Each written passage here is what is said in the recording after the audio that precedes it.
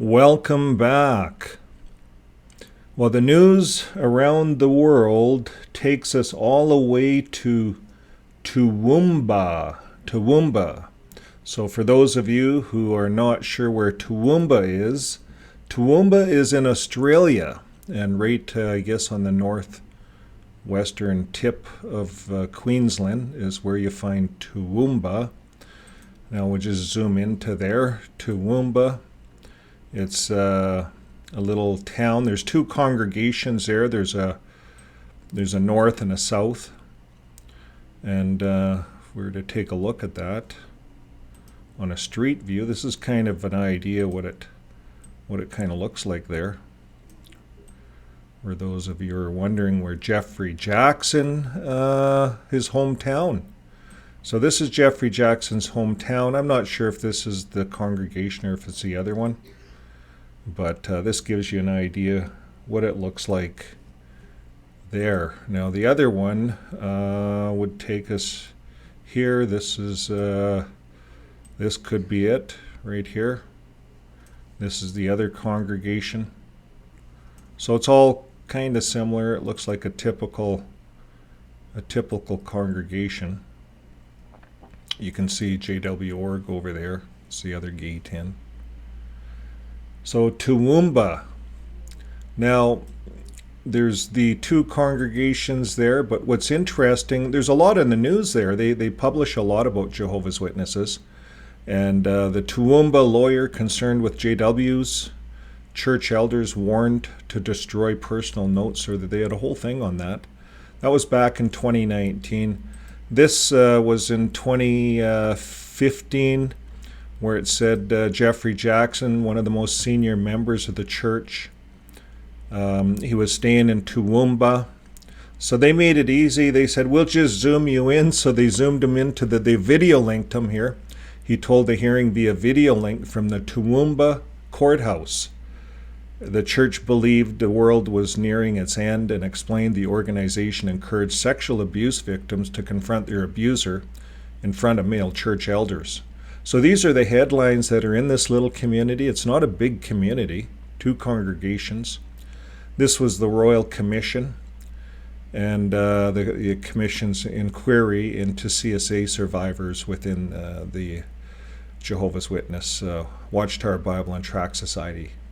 So it's very rare to get the governing body in, but they got the governing body cornered here. He thought that, I'm at my hometown. I'm in Toowoomba. Well, Toowoomba has a courthouse, and the courthouse in Toowoomba is right here. This is what the courthouse in Toowoomba looks like. That's where Jeffrey Jackson went. Now it's interesting, Jeffrey Jackson got up in front of this courthouse here, swore on probably his own Bible, told a bunch of lies in court. He said, oh, no, we're not. We're not the only ones. We're not the chosen ones. Where did you hear that? Like every Jehovah's Witness is standing on the street corner. Oh, yeah, we got the truth. We got the truth. But Jeffrey Jackson stands up in court and says, no, we don't have the truth. That's what he pretty much told the world. A lot of people quit the organization when that happened. It happened right here. And it's interesting, he was actually lying or deceiving, and there was a number of things in court he wasn't clear on, and they had to ask him a lot of questions. So think of it.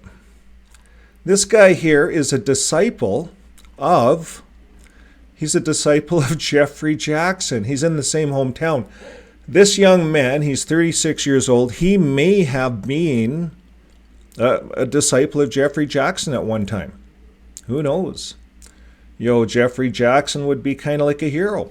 This guy, if you notice it doesn't have JW on his shirt. You notice on our thumbnail, we put JW Org on his shirt. The reason we did that, this guy was so proud. He stood up in court and said, oh yeah, I'm one of Jehovah's Witnesses. I'm a good standing Jehovah's Witness. I go to all these meetings. And the court went hard on him. And I think that's what put this up in the headlines. This is a headline thing in this town. Again, Jehovah's Witnesses lying in court. So we're going to read the article, and you can see how he lied and deceived the court. And then at the very end, the courts found him guilty. So let's take a look at the article. Yeah, so that's the headline: a stiff penalty for Toowoomba man busted forging Viagra script. What a headline, eh? The very first thing on the thing says that when an avid churchgoer was caught with bogus Viagra script, he said he didn't mean to change the document. He was just writing a shopping list. Well, let's see what the court says about that one. Police were called to Toowoomba chemist after a practising Jehovah's Witness was caught trying to use a doctored prescription to obtain Viagra illegally. Boy, they put a lot in that one line, eh? A practicing Jehovah's Witness caught trying to use a doctored prescription to obtain Viagra. That's a pretty powerful headline right out the gate. So a Toowoomba Magistrates court heard the 36-year-old man, Damien Andrew Popp, handed an antibiotics script into the Terry White chemist at Drayton on January 4, 2024. This is brand new news. And he asked for both listed medications, antibiotics and Viagra, to be dispensed in their original brands. However, the staff noticed differences in how each medication was handwritten on the hospital script. See, they get to know their doctors, eh? Like the chemists, the drugstores. They get to know how doctors write, certain doctors. And police were notified after the pharmacist confirmed their suspicion with the prescribing doctor. These guys don't waste time. The court heard when the pharmacist informed Popp. He said he started writing his shopping list on a document. And he later told the police officers he wrote on the script so he didn't forget to pick up the Viagra from a different pharmacy. And he filled out the prescription comprehensively with the correct specifications to aid his memory. And Popp also told officers that he used to be able to get 5 repeats for Viagra script. However, Medicare has since restricted it to 1 repeat. It's really about the money. That's why what we say about J.W. Org is all about the money. They go to court and they get busted. So the solicitor, Nicola Prince, said the 36-year-old practicing Jehovah's Witness was in a long-term relationship and living in a Toowoomba with his mother. And he finds comfort through his faith. And this is what came out in court, folks. He finds comfort through his faith, which he attends Tuesdays, Thursdays, and Sundays, she says. And she noted Popp was on a strict medication regime, which resulted in his use of Viagra, which was often prescribed to him. Well, anyways, at the Toowoomba Magistrates Court on Wednesday, February 21st, just the other day, Popp pleaded guilty to 2 crimes: forgery and uttering a forged document. Forgery and uttering.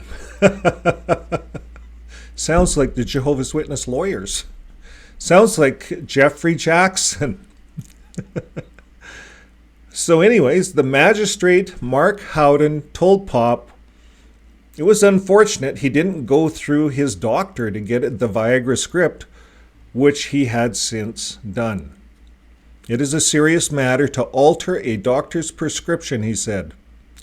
So Popp received a stiff penalty. I don't know if the word stiff is a pun, but he received a stiff penalty of $500 for his judgment lapse. However, no conviction was recorded. These headlines just don't get any better than this. Well, Jeffrey Jackson, you can be proud. This is from your hometown. It's advertising for Jehovah. These things seem to hit the news. So we're going to look at what's happening in another part of the world. Just a quick update on the what's going on in Japan. This is the Unification Church. And they're passing laws in Japan about these churches that have a lot of victims. And they're now investigating the Jehovah's Witnesses. They've just finished the Unification Church investigation. Here's the gist of it here. The special law was enacted last December to keep closer tabs on assets held by a law-breaking religious group that the government seeks to dissolve and to prevent any outflow of the assets before the dissolution order is issued. So it says a religious group will be designated under the law if it is believed to have produced a large number of victims. So there's the key, folks. If a religion is producing a large number of victims, it says a designated religious group will be required to give notice 1 month in advance to authorities when disposing of its real properties and submit a list of assets every 3 months. So that means that if religions are producing victims, because let's face it, religions should be helping victims. They're charities.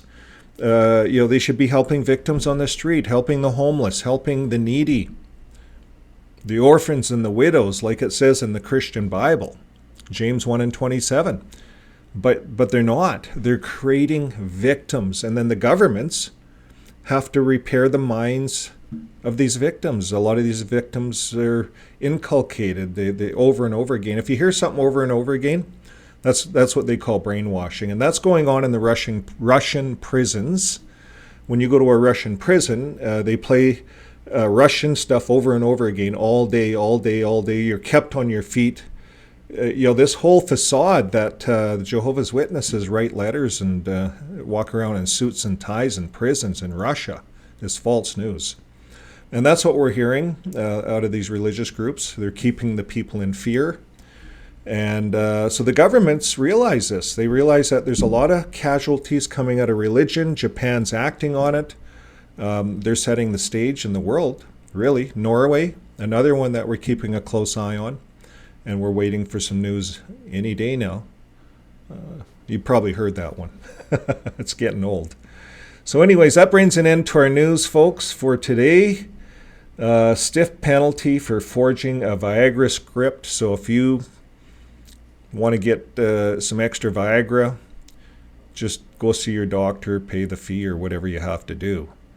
Or get the strong brand of Viagra, cut it up into 4, make it go double. I'm just teasing. I don't know. This is crazy. I think this is hitting news because of Jeffrey Jackson's hometown. A $500 fine this guy has. I think because if a Jehovah's Witness goes to court and says, I'm a Jehovah's Witness and I'm this good person, I think the courts go into the computer and they go, holy shit.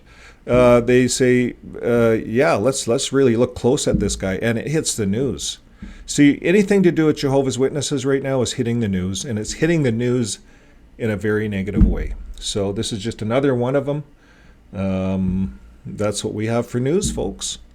So until next time, keep living your day with love. See you later. Bye for now.